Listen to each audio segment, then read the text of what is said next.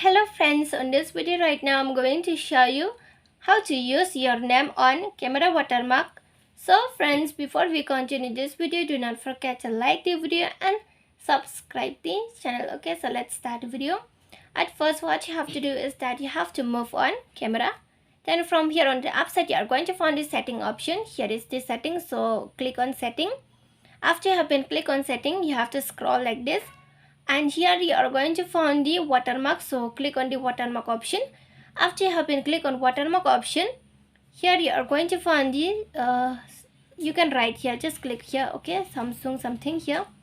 Okay, just write here, just tap here and you will be able to change it. But before typing here, no, when it's not done means you have to on this watermark. Okay, when you will set on this and you will be able to write your name here. Okay, as I write it. Okay, Samsung Misa, so you can write it your name.